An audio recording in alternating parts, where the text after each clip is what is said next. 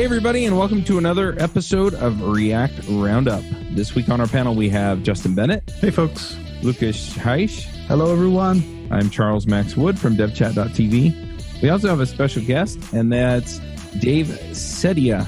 Hey, everyone.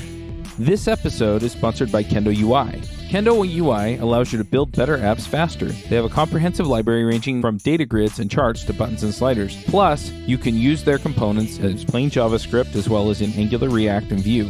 They have a large collection of customizable popular themes like Bootstrap and Material. Go check them out at reactroundup.com/Kendo UI. Did I say your name right? Yeah, you did. We've had you on the show before, and I'm sitting there going, did I remember that right? Anyway, do you want to just remind people who you are since it's been a few weeks? Yeah, thanks for having me back. So I'm primarily like a React blogger. I've been doing software development for like 10 years, JavaScript for like 4-ish. So my primary thing right now is blogging about React and doing books and courses and that kind of stuff. Nice. And we got you on this week to talk about React hooks. Yeah. You want to fill us in? Sure. So it was about a month ago now, I think, that hooks was announced at ReactConf.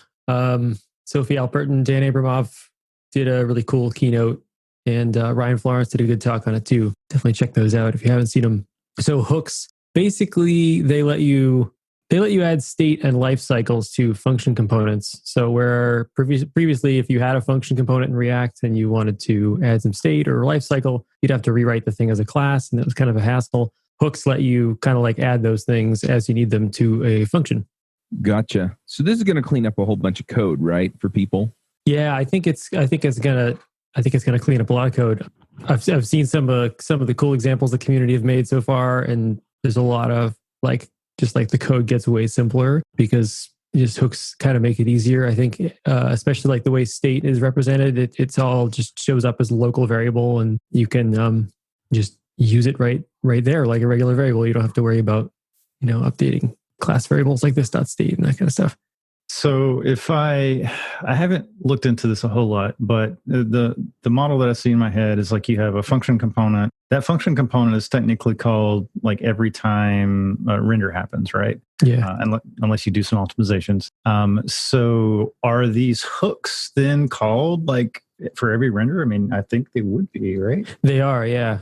Okay, interesting. So how does that work? The mental model is kind of weird. I mean, like the first time you see this, so you have a function, and let's say the first line of that function calls a hook like use state, and so you pass in the initial state to use state, and then it returns the state and like a setter function, and it's kind of jarring. The first time I saw it, I was like, how does that actually work? Like you're calling this stateless function, and it's somehow saving state between calls. So what React is doing behind the scenes is before it calls a component, it sort of sets up this effect. I think it's a linked list, but it's like you can think of it as an array of hooks or state cells or something like that. So it sets this up and then calls your component function to render. And so it kind of knows which component is rendering at the time. And if you call out to a hook, then it can say, okay, well, component A is rendering, and you just called use state. So use state is going to occupy the first cell in that array.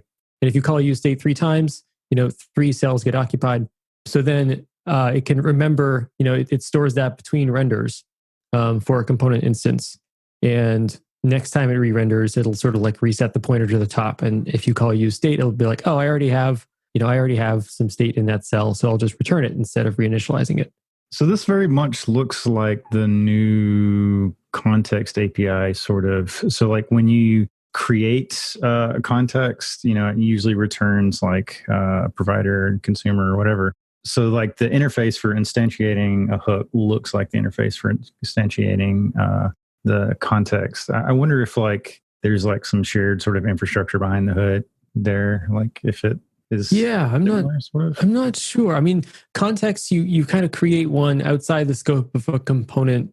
You call, create context and save that variable somewhere, and you can export it and whatever. But I think that mental model is a little easier to reason about. Like it's just more normal, I think. And hooks is a little different from that. I don't know how it works behind the hood. Maybe it's doing something similar because context, it does seem like it has to keep track of which components use a consumer and knowing, to be able to know when to re-render them and stuff. So, yeah. Right. But it just seems like React itself is like what's keeping track with that. Yeah. Like it's React is the provider. Right. It's interesting. So, Dave, one thing I note from the hooks is that it seems really simple to use, but really complicated to explain how it works, right? The good part is that we don't need to understand how something works in order to use it. But in real life, we always know that at some points, there is always like that weird like performance issue, or why is it not working? And at some point you need to dive in, understand how it works. Do you think this is a problem with hooks, or?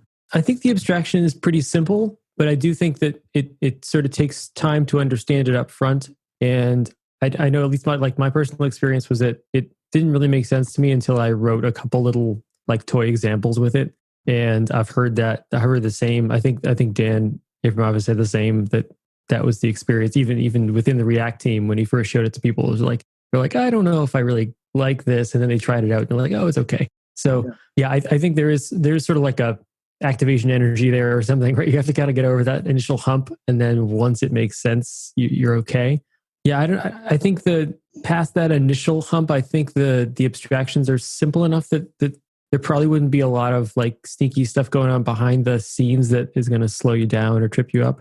Some of the hooks, like use effect, I think is probably a little trickier to get right. I think there's, it's not going to be stuff that happens behind the scenes that trips you up, but it could be just like your usage of use effect in your own components, because of the way it sort of has these subtle, like the dependencies array that you pass in, and just closures. I think closures have kind of bitten me. I figured like, oh, I understand closures. That's fine. But then like playing with hooks again, like I got tripped up a couple times. And I was like, wow, what's going on with this? It's just like use cases that I haven't done in a while. And yeah, I think there are sort of like some stumbling points that people will run into, but once you figure out and you learn new patterns of like what to watch out for, and I think it happens pretty quickly. Yeah, the use effect thing is interesting because it seems that maybe we could say that like the two most fundamental ones are like use state and use effects, right? Yeah, pretty much. Everything else is either like derived from those or a little bit different, like with use layout effects and stuff, but they all like work similar to use effect, right? So I imagine that most things will be like derived from those two. Use state is pretty straightforward. Straightforward. So straightforward is, I'm sorry. It's pretty straightforward. So, but the use effect is the one that like I'm thinking now I'm gonna start talking about hooks in the front end guilds here at ZocDocs. So this teaching part of use effects, I am already like feeling that this is gonna be like the weird part. Right? Yeah. Like the connection between the previous life cycles is not as straightforward. So how would you teach that? How, if a person says like, oh, I want to learn hooks, like what do you think would be like a good like step to pass this knowledge? So yeah, I think like you said, like use state is probably a good starting point because it's the first thing you'll run into where you're like, how is it storing state between renders and stuff? And once you figure that out, that'll get that out of the way. And then, use reducer is very similar. So I've been sort of teaching them in the order of like use state, use reducer, and then maybe use context and use effect. Use effect last just because it's sort of more complex. And I think with use effect, it's helpful to kind of just write one and put some console logs in there to see what it's doing, because it just sort of like build a mental model of like, when does this thing run? It's similar to, it's sort of like 3 life cycles. It's one in one. It's kind of like component did mount and component did update and component will unmount depending on how you use it. And yeah, and so it can kind of emulate any of those life cycles, but out of the box, it's more like it runs every single render and cleans up every single render.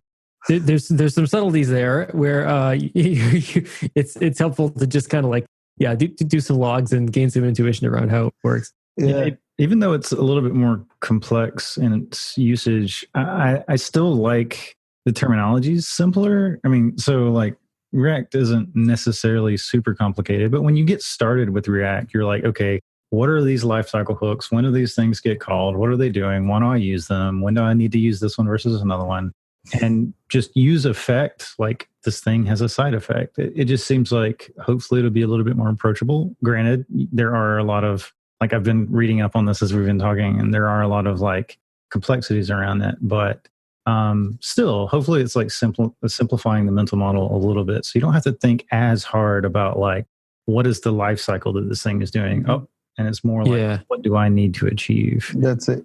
Yeah, I think that's true. I think if you come at it, it'll be interesting to see how people approach it when they're, just learning React and they learn use effect without knowing what life cycles are. Because I think maybe it'll make more sense instead of like trying to take this idea of life cycles and map them over to this new thing. I think the docs kind of hint at that too, the official hooks docs, where they're like, don't think of this as a new way to, reorder your life cycles. Think of it as like it's a new thing, it's called an effect, and come at it from that angle. In that sense, it's interesting because I relate that a lot to like the difference between a for loop and a map function or a for each function, right? Like when we started programming a long time ago, when I started programming a long time ago, there were like for loops everywhere, right? Yeah, me too. And then when people would show, you can now in this functional programming language or even like JavaScript, you can use map to transform the thing. And I was like, I don't understand that. Like, it's like the for loop is so easy. Like, how do I transform my for loop into a map?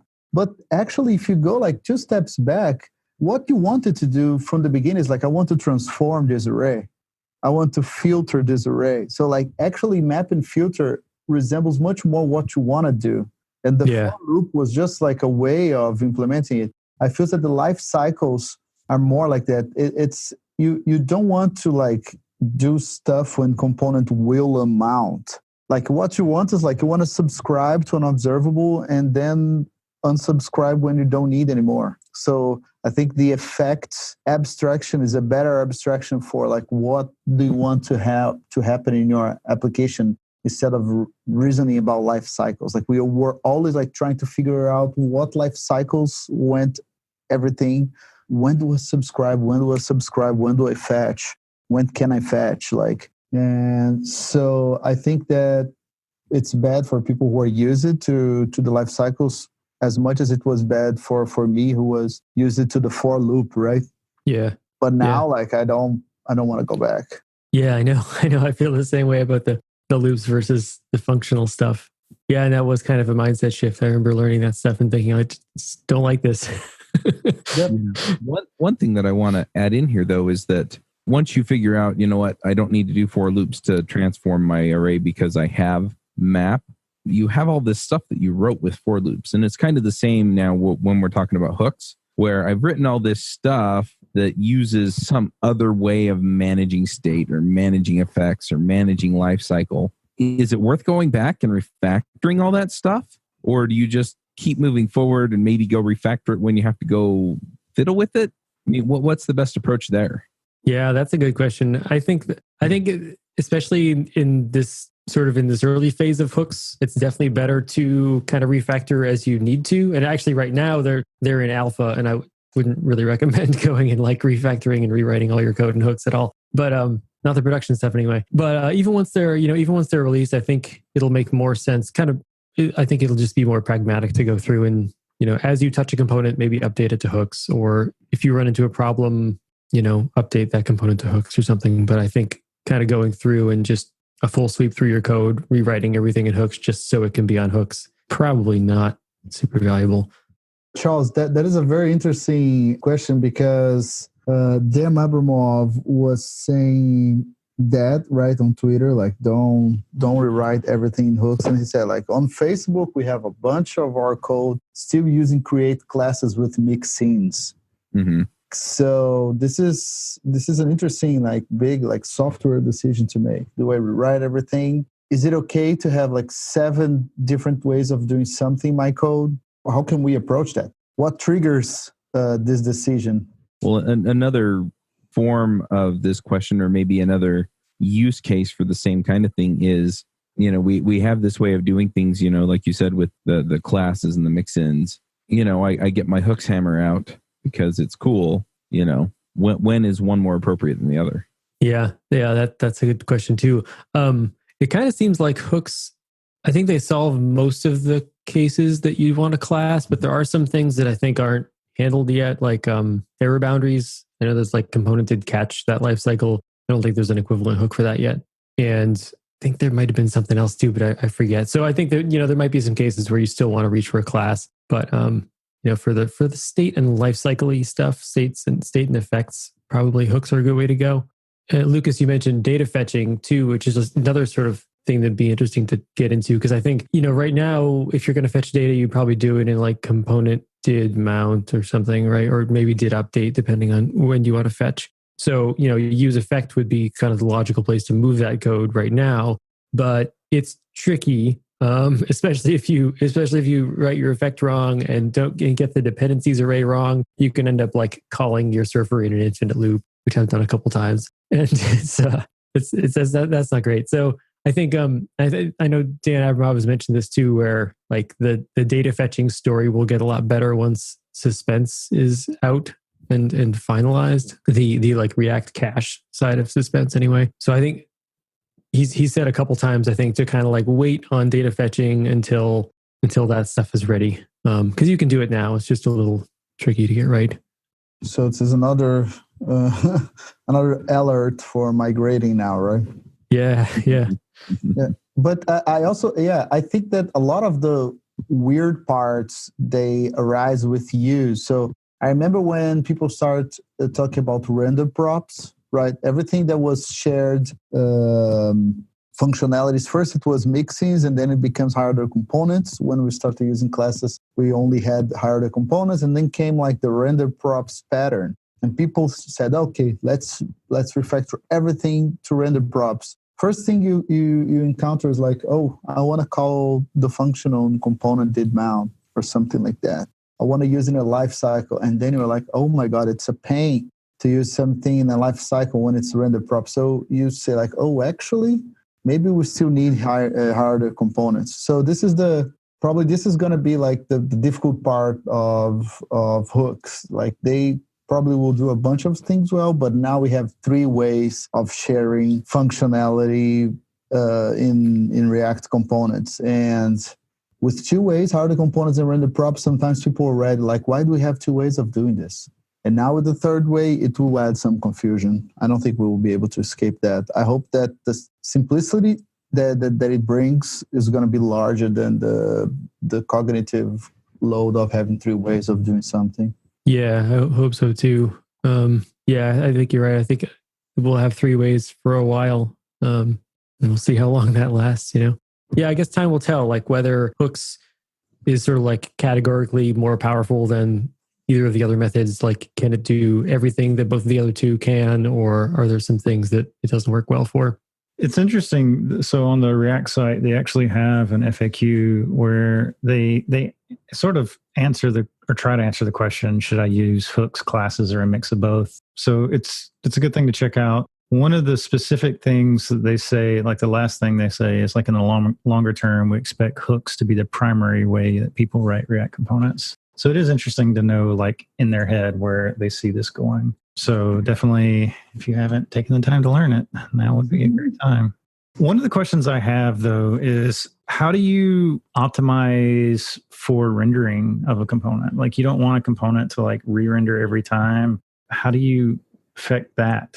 I mean, because you're a functional component, right? The functional component's pretty much always going to render if it's parent renders, right? Yeah. So React is at 16.6, I think, added.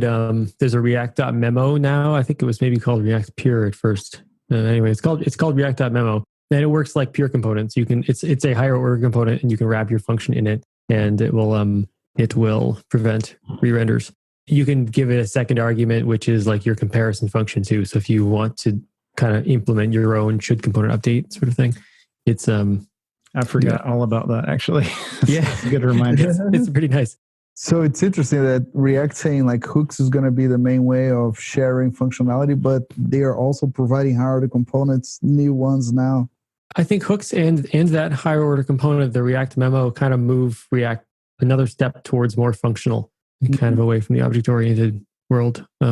React has always been sort of functional anyway, I think. the idea of your UI is just a function of your state. And I think this hooks in that higher order component kind of move it more in that direction. It would have been nice to have that a while ago, I think. I think the React memo has been like a long time coming. Oh yeah, for sure. It would have been awesome. It seems like they're trying to get move more and more into the declarative world. So now you have like declarative logic. So it's like you're using effect, you're using state, you're doing a thing instead of like, hooking into this like structure of like a class or like some other sort of like set data structure. So it's like more use what you need.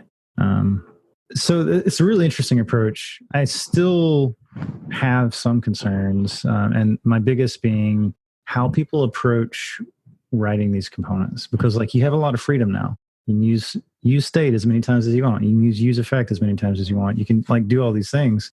How does that gonna affect the quality and consistency of components that people write? Yeah, that's a good question. I mean, React has never really been super. I think like the way React, so the tools it gives you have never been super dogmatic about like you must write your code this way. I think the community kind of decides like what the best practices of the week are, and those change. But I mean, I think hooks will come with their own sort of best practices that will evolve over time. So yeah, certainly. I mean, I think you can write messy code with classes now, and I'm sure you'll be able to write messy code with hooks too. But I think hooks will maybe give you kind of a nicer way to keep your code cleaner. I think the custom hooks idea is really sort of simple and really, really powerful too, where you can just basically write a function and put a bunch of hook calls in there and then kind of reuse that across components. So you can kind of get like this bundle of state and the effects that go along with that state and whatever else you need and kind of be its own little package. Yeah, it's pretty interesting. One thing that Hooks is doing now, and I don't remember seeing in other React code bases, not even like a lot of JavaScript code bases, is the using array destructuring as the default way of passing data. So what do you think about that? Where do you think that came from, and how helpful do you think it is? Yeah, it's an interesting one. I think it's I think sort of my initial reaction was that I didn't like it all that much, but I think it's a good solution there because so if you've used like use state or use reducer, both of those functions return an array of two things. It's always an array of two things. It's always like the state value, and then the second argument or the second element is the setter function. And the advantage of using arrays over like object destructuring, if it returns an object that had like value and onChange or something.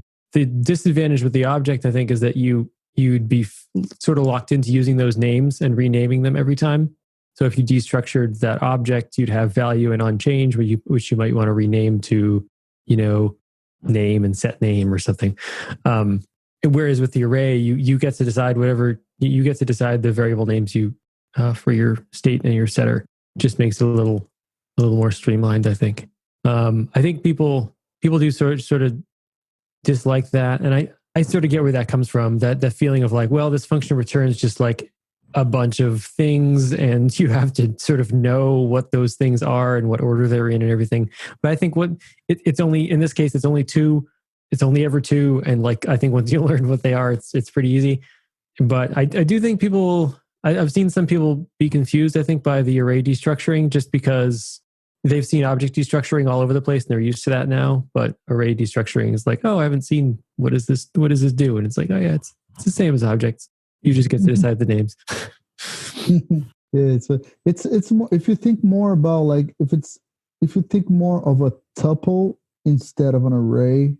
Is that how you pronounce tuple? Is that the way you pronounce it? I've never really been sure about that, but tuple or tuple. All right. So if you are not sure, then I feel better. So yeah, if you think more about a tuple instead of an array, because an array is like a list, it can change sizes. What do you mean? Like it's returning something that can change? No, it cannot change size. It's just like these two. It's going to be this order forever. Probably if you use TypeScript, it's going to be typed, so it's going to help you.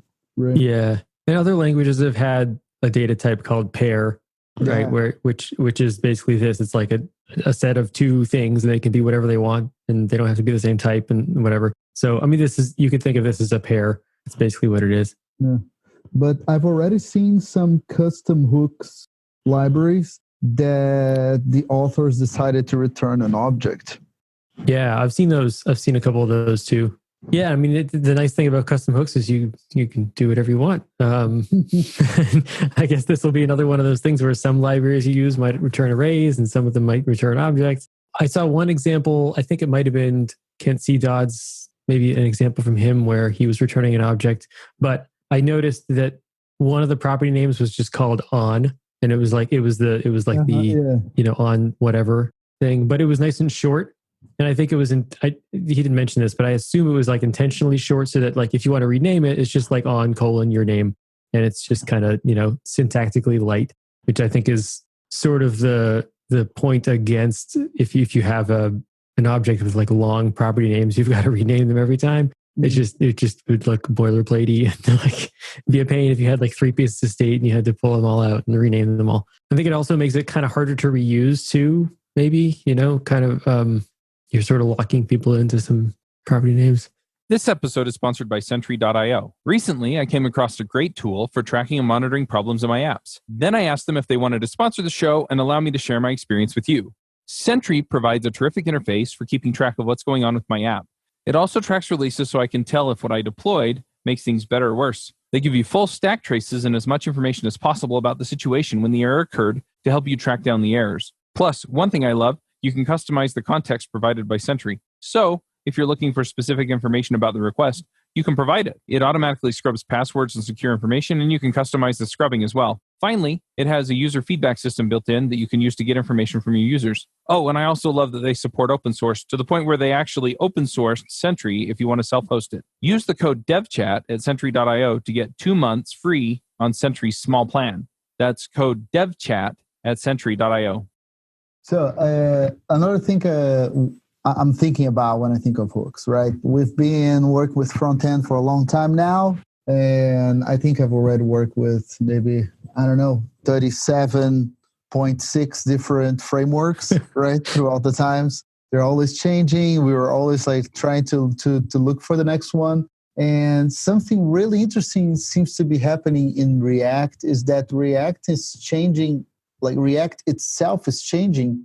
Almost like if you look at 3 different iterations of React, it looks like 3 different frameworks. If you compare like with like the old days, like they would be like 3 different frameworks. But so what do you think is different now? Like if we say, okay, let's migrate to hooks, how different in practice is it saying like, okay, let's migrate to another framework? I think it's sort of a different play on the same ideas. I don't think it really changes the underlying assumptions of React and sort of the underlying that idea that your UI is a function of your state. I think maybe it just moves a little closer to that. But it is interesting though that we have sort of like the community has sort of stabilized on a few like big frameworks. There's pretty much like Angular, Vue, and React, and it's interesting that like instead of hooks being a totally new framework that someone comes up with, it's an innovation within one of these existing top frameworks. And I think after like maybe the day or two after hooks was announced, it was the same day. Like Evan Yu, the creator of Vue, released like hooks for Vue or something too. So it's interesting that like the model maybe it's portable too. Yeah, it's certainly an interesting idea. Vue definitely takes a lot of inspiration from React in a lot of ways. So it's really interesting to see what they have done with that. They're even playing with like a suspense sort of model in Vue now. But I almost see like the evolution of React is taking that.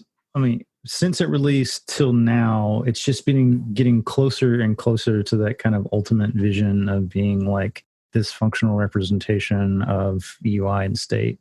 And I think just from what I see on the outset now, that hooks does kind of seem like it is getting us closer to that model. So it's been really interesting just over time to watch the design patterns that's come from React and like the different approaches and techniques and yeah, it's what keeps it exciting and interesting, I guess.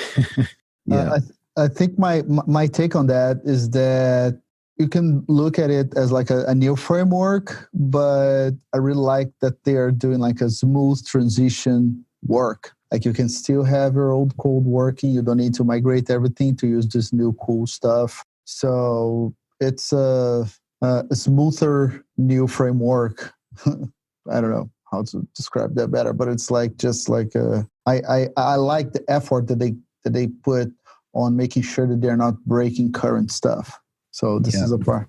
The way that I see a lot of this is more along the lines of the way I see the browsers, because we have these evergreen browsers, right?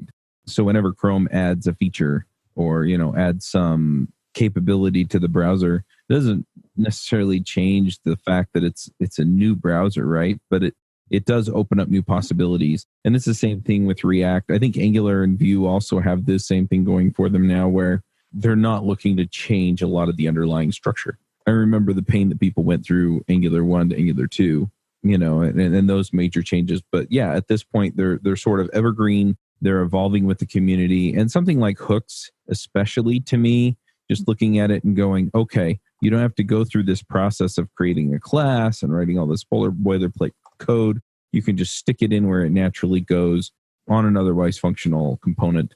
It just makes a lot of sense to me. And so they're looking at it, they're watching people's workflows, and they're saying, hey, we think this will make life better. And so, yeah, you just get that incremental step forward. And as far as, Justin brought up the vision of what React is, I don't think that means that the framework ever stops evolving, because what we're doing with it and what the web is capable of is going to continue to evolve.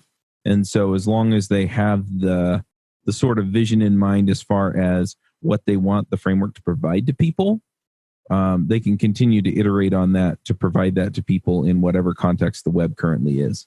Makes sense. That's a good take. Yeah, they actually just published a React 16x roadmap, which Dan I think wrote up the other day, and they've got stuff they've been talking about is in there, suspense and hooks and concurrent mode, and suspense for data fetching, and then some suspense server side rendering. But yeah, I think they've got a lot of work ahead of them, and a lot of cool stuff to come. I think they really do it. They have always done a really good job of not breaking stuff. They've always been really conscious of releasing stuff as non-breaking changes first, or like in the case of hooks, it's just an additive change. It doesn't break anything else. It's not going to replace anything else. And yeah, I think that's a really good way to go. They release stuff and they say like, do not overhype it, but they super hype the releases on Twitter and stuff like that. So it's like for 2 months, this is like, I'm working on something secret that I believe half the people are gonna love, half the people are gonna hate. And they're like, oh my God, what is it? And there's like suspense, and don't overhype it, people. And it's like, how can I not overhype it? You've been like hyping it for 2 months. And there is like almost like a Broadway show, like to show the new shiny tool, and it's all like denim mauve with those like dramatic pauses to drink water, and they were like, what's happened next?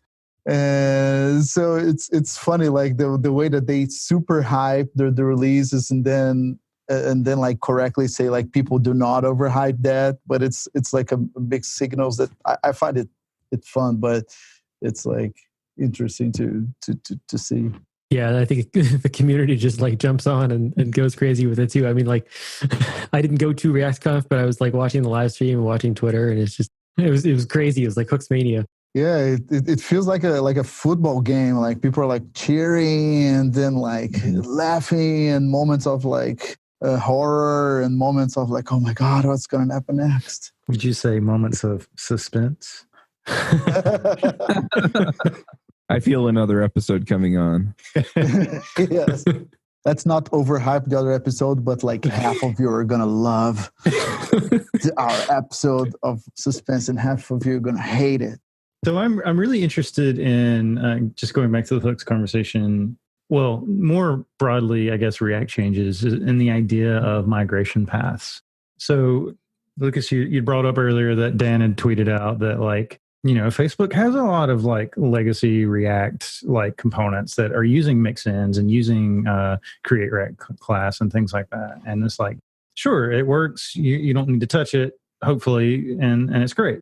But That's not always the case. And especially you got to think about as the further and further you shift away from these previous models, the more and more like just cognitive disconnect there is. So when you switch into that part of the code base, the harder it is to grapple around like this thing versus the things that you've been working on. So in that, I think it's really good for teams to kind of come up with like common standards of the things that they want to support. And when those standards change, come up with a good migration path. It's like, okay, we're using this paradigm here. We want to migrate to this. Now, I'm definitely not the kind of person who ever says you should rewrite code just to rewrite code, because I mean, rewriting can often be harmful, introduce new bugs, it's expensive. But so what do y'all think about like migration paths? Like what would you say to your team if like, hey, we want to do React hooks? It's like, well, what do we do with all this other code? Yeah, I think it's going to be the new shiny thing. I think people are going to want to do that. But I don't know. Like, in terms of migration paths, I think I forget if they've mentioned that code mods work for some of the features and not all of them or something like that. I think there's certain things that code mods can't do to translate old class code to hooks. So I'm not sure if there's like a clear automated migration path, which that would be kind of an optimal way to do it if it was possible, I guess. Yeah. You decide you want to do hooks, just migrate all the code automatically. But yeah, I think it ends up being kind of a component by component thing, unless you want to devote a ton of time to refactoring, and then it's kind of you have that rewrite problem. I mean, I think this problem comes up in general, where anytime you have like a new framework or a new approach or something like that, it's sort of a philosophical question of like, do you have to eventually get your code base to have only one of those, or is it okay to have multiple? And then how do you do that? You know, if you do want to migrate, do you do it in one fell swoop?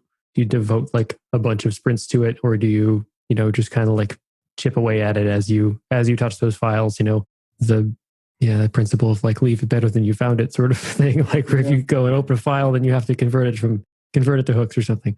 I don't know. Yeah, from that, like I can see like two scenarios. We have like one scenario where we have like a really big company that has a lot of front-end specialists.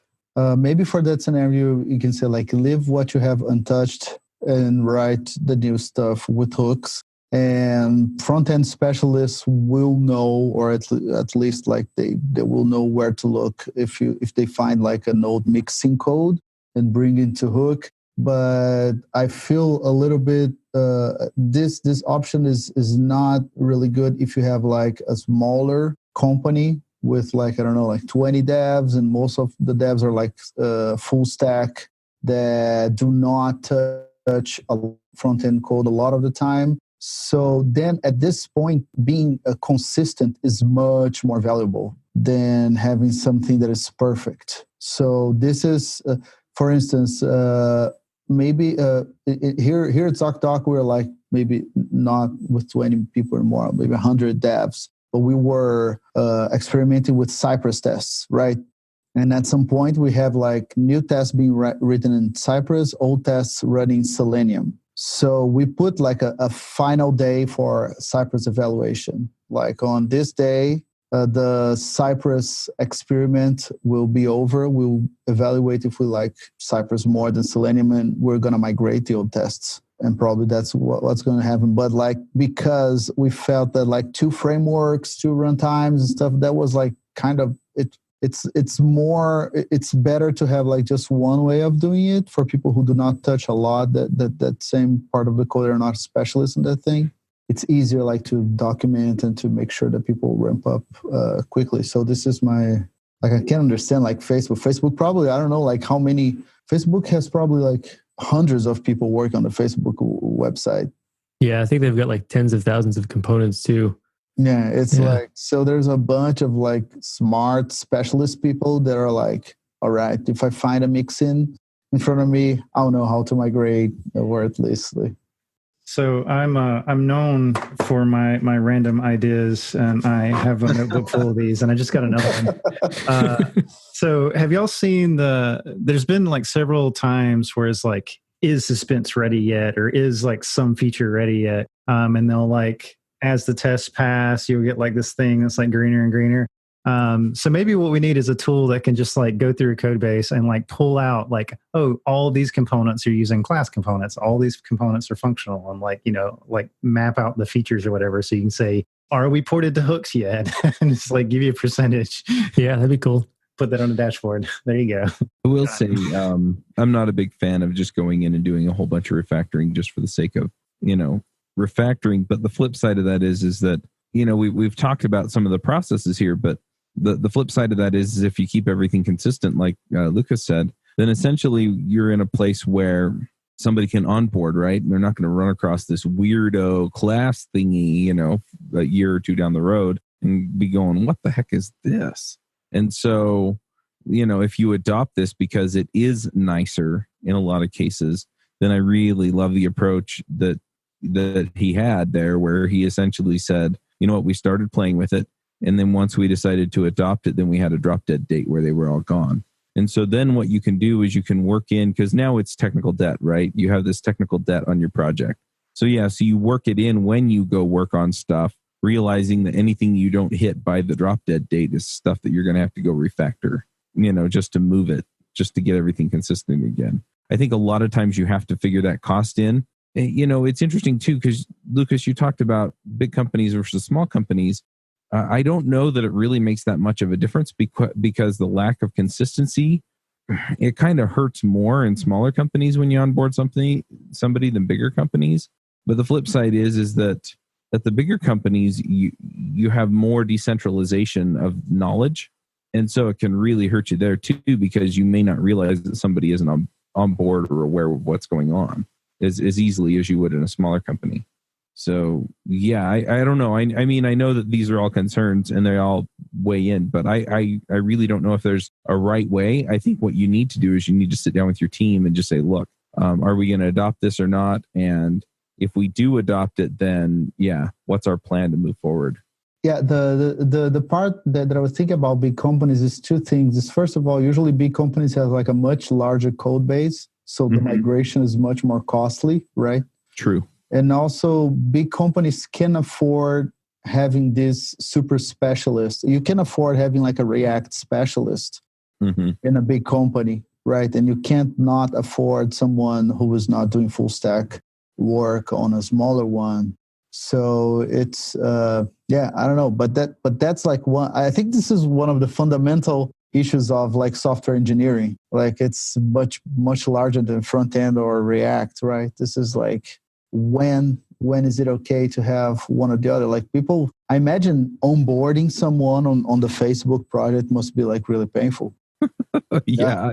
I don't envy their onboarding process. Well, unless you can onboard somebody onto a really narrow part of the application, but I don't know if they're arranged that way or not. Yeah. Like how do you run the application? Even if you're going to work on a small part. Yeah, there you go. Yeah. So just the build process. Okay. Yeah. I think it's interesting. There's another sort of angle on this, the team composition too. I think in terms of like whether you have the full stack versus specialist people, and also maybe whether you have a lot of juniors or not, because especially as time goes on, the juniors are going to know hooks, but they won't know create class at all or whatever, right? So like maybe you have sort of like this mix of people now where they're like, they don't know hooks yet, but they know the old stuff and they can sort of translate between it. And you'll have these newer people who only know how to do the new thing just because that's all they've been exposed to. So you have sort of like a upfront maybe training cost or something there too. So it's interesting. There's a lot of different things to consider. I know I've been on teams where it was a small team, and we just, the way we divided responsibilities was we had a few backend developers and a few front end developers. And so it was like myself and one other front end developer. Yeah, I mean, I think that worked well. But even with just two of us, I think there were definitely times where we both wanted to try out some new pattern we'd seen, and so the new code that we touched, we'd write in the new pattern that we wanted to, and so we ended up with this mishmash of different patterns and stuff. So even on a small team, it was kind of like, well, developer A knows how to do this file, and developer B knows how to do this file, and one of these days maybe we'll merge them all together. Yeah, it's hard. Well, and to some degree, you get that anyway. I mean, just out of domain knowledge. Yeah. I think that one thing that we don't often enough just admit to is like sometimes there's no right answer. It's like there are just a series of trade-offs. It's like you're going to have to bite some bullet, but you just got to figure out like what you're willing to live with and what you can't live without, I guess. Choose your poison. Yeah. Try not to take too big of swings all up front. Don't like spend 3 months on one thing that you're not sure about. Just like take a few days, test it out, iterate. Yeah. I like one day I've heard like so like you need to choose your poison, right? You need to just choose one path, and it's not going to be a perfect, but I've heard but choose one that you believe that in the future it's going to be easier to change. Mm-hmm. So if you're not happy with what you have today and you're not sure if you're going to migrate like from React to React hooks or migrate to, I don't know, like framework X that just appeared, maybe React is the safer route in terms of like future changes. So maybe this can help a little bit, like choose the one that you can iterate out of it in the future. Do not make big revolutions, right? Well, I think a lot of times, we're aiming for something perfect. And instead, just go for something better, something that'll work. It's a metaphor for life. Getting deep. Real deep. Can I TDD my life? It's funny. Now that would make a good podcast. There you go, Charles. TDD life. TDD your life. Nope. That'll screw up my kids. It's got to be read first. It's got to fail first. You got to make sure they fail and then make them pass. Fail first and then pass. What does refactoring look like? Complicated. That's funny. So good. Oh, all right. Well, anything else we want to harp on before we get to picks? I'm good. All right. Does anyone have any good resources for people to go look at hooks and see what people are doing with them? Because as we mentioned, this is alpha. So I assume that the way people are thinking about this is going to evolve a bit. Yeah. I mean, I think just checking out the React docs, they have a hooks intro or introducing hooks like section. So it kind of goes through like what it is at a glance and like using state hook and effect hook and, different rules and everything. So they give pretty like concrete examples. I think it does a good job. Do any of you have blogs on this yet? Yeah. So the week after hooks came out, I did this, I called it Hooks Week. I just did like a new post every day on a different hook. And you could, that's at daveceddia.com/hooks. We'll just bring you to like the tags page and all the posts are right there. I also did what was it last week? I think. Yeah. I did a talk on hooks, like a guided tour of a few hooks, kind of inspired by the blog posts and stuff. And that's up on React Boston YouTube channel. I can put a link in the show notes. Very cool.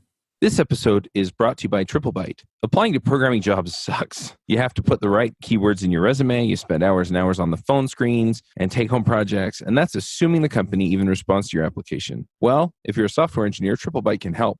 They work with over 400 top tech companies, from big names like Dropbox and Adobe to exciting startups. You do one brief online interview with them, and if you do well, you go straight to final interviews with the company on their platform. It's like the Common App for software developers. TripleByte does not look at your resume or where you went to school. All they care about is if you can code. I've helped dozens of software developers with various credentials get jobs, and this looks like a terrific way for you to get in and get interviewed and get a job without a lot of the hassle and overhead. You can go check them out at triplebyte.com/react. That's triplebyte.com, byte as in 8 bits. As a special offer for listeners of this show, if you take a job through TripleByte, they'll offer you a $1,000 signing bonus. Justin, do you want to start us off with picks? Oh man, sure. So I've got a few today. So Zeit, the company behind Next and a bunch of other cool tools, released this tool called NCC. It's a Node compiler collection. So essentially what this does is it's a little CLI tool to wrap up all your Node.js dependencies for a particular Node application. So it'll go through and pull out all the dependencies from Node modules that it needs and just give you like this kind of like flat thing that you can run. So if you have like this Node script that you need to run on like some production server, you don't have to ship the entire Node modules bundle. So it like uses Webpack behind the hood and all that stuff, and it's pretty awesome. Yeah, so definitely check that out. Another thing, and I'm sure a lot of people are aware of this, but more and more lately, when I stand up personal projects, I don't reach for Webpack.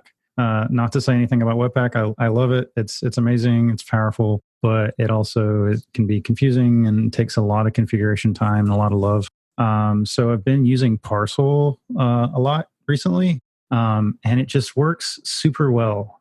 So I've got a Chrome extension that I was building. The Chrome extension needed like a web view, it needed a background script, it needed like just like all these different like types of build configurations, and like each type of build ended up just being one Parcel command. So it just saved me a ton of time where I didn't have to think about like, is this a web app? Is this a JavaScript library? What is this? How do I configure it? It's just like I run one command and it's done. And I cannot stress like how amazing that tool is.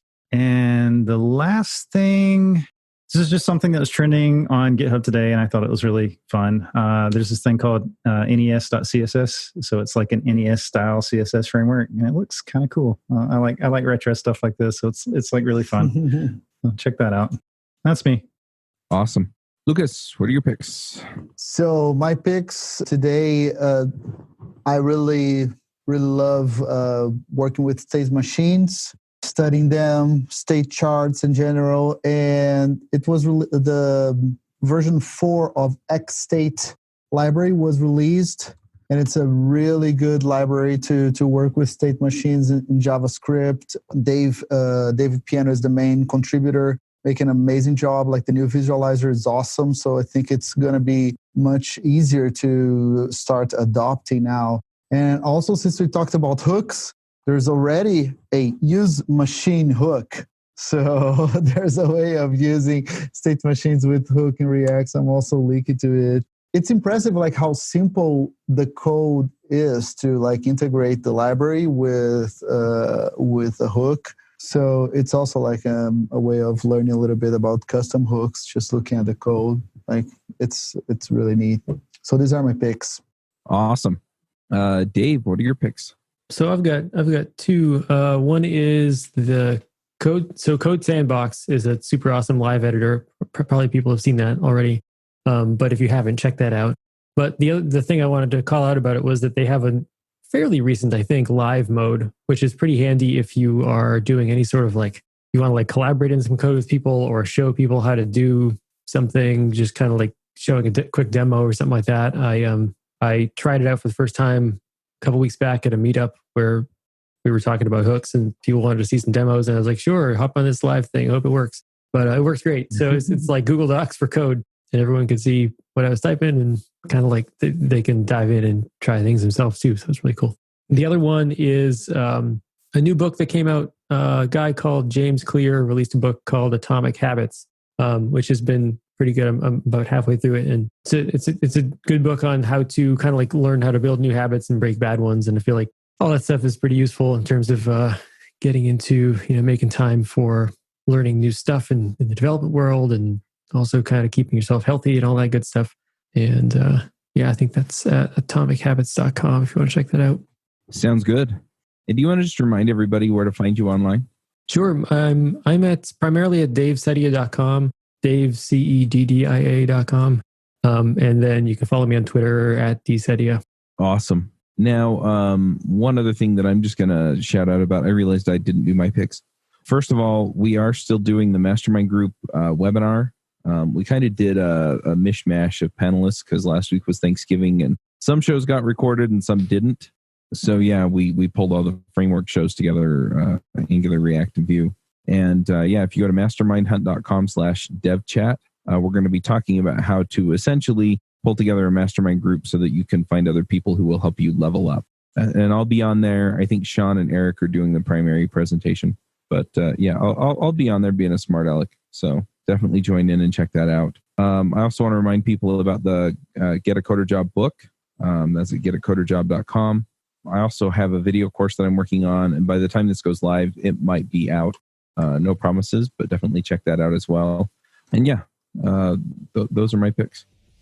All right. Well, let's go ahead and wrap this up. Thanks for coming, guys. and we will talk to everybody next week. Bandwidth for this segment is provided by CacheFly, the world's fastest CDN. Deliver your content fast with CacheFly. Visit CACHEFLY.com to learn more.